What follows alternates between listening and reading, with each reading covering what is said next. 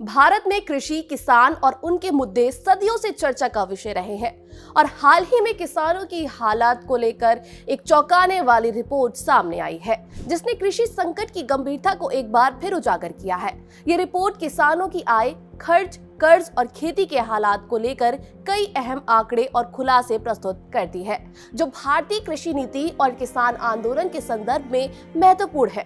Report को national Bank for Agriculture and Rural development द्वारा तैयार किया गया है और ये देश के 30 राज्यों के 710 जिलों में 1 लाख से अधिक परिवारों पर आधारित है। किसानों के मुद्दे पर उपराष्ट्रपति जगदीप धनखड़ के बयान के बाद एक बार फिर एमएसपी की लीगल गारंटी और किसानों की आय जैसे पहलुओं पर बहस छिड़ गई है। सरकार समर्थक अर्थशास्त्री दावा कर रहे हैं कि ये सब ठीक है, आंदोलन करने वाले नकली किसान हैं, असली तो खेतों में काम कर रहे हैं। किसान आंदोलन में आने वाली गाड़ियों के बहाने ये बताने की कोशिश की जा रही है कि किसान तो बहुत समृद्ध हो गए हैं, लेकिन क्या ये सब सच है? बिल्कुल नहीं। हाल ही में आई National Bank for Agriculture and Rural Development की एक रिपोर्ट में किसान परिवारों की आय के बारे में चौंकाने वाला खुलासा किया गया है।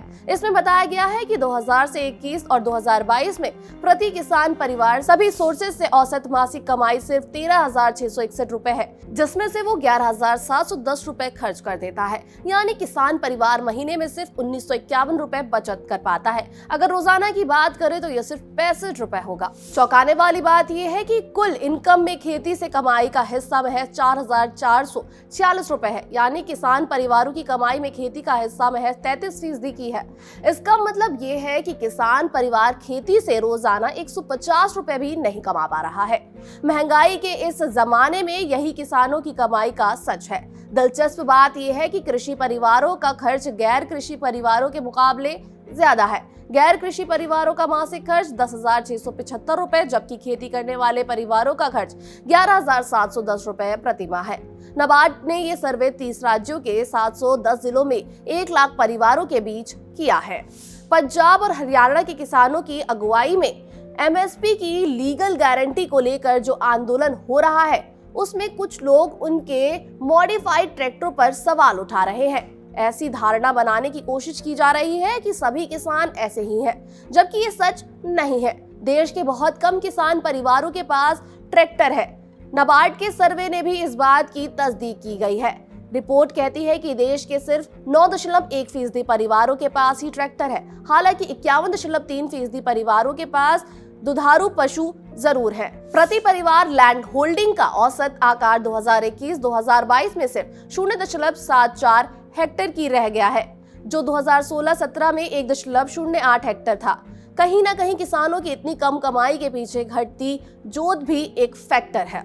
किसानों पर कर्ज का बोझ लगातार बढ़ रहा है और यह स्थिति उनके लिए बेहद संकटपूर्ण बन चुकी है। नाबार्ड की रिपोर्ट के अनुसार देश के 55.4% कृषि परिवार कर्जदार हैं। इन परिवारों पर औसतन 91,231 का कर्ज है, जो उनके लिए एक और अधिक संकट का कारण बन रहा है। इसके अलावा 23.4% किसान परिवार अब भी बैंकों से कर्ज नहीं लेते और वो निजी स्रोतों जैसे रिश्तेदारों और दोस्तों के पास पैसे उधार लेते हैं। इन परिवारों को साहूकारों से लोन लेने की जरूरत कम पड़ी है, लेकिन फिर भी उनके लिए कर्ज एक बड़ा बोझ बन चुका है। किसान आंदोलन के बीच ये सवाल भी उठा है कि भारतीय किसानों को उनके उत्पादों का उचित मूल्य नहीं मिल रहा है और यही वजह है कि ये कर्ज के जाल में फंसते जा रहे हैं। OECD की रिपोर्ट के अनुसार 2000 से 2016 और 17 के बीच भारतीय किसानों को उनके फसलों के उचित दाम न मिलने के कारण करीब 45 लाख करोड़ का नुकसान हुआ है। इस आंकड़े से ये साफ हो जाता है कि अगर किसानों को उनकी फसलों का उचित मूल्य मिलता तो उनकी आर्थिक स्थिति में सुधार हो सकता था। इस वीडियो में इतना ही। देश दुनिया की तमाम बड़ी खबरों के लिए देखते रहिए जागरण न्यूज।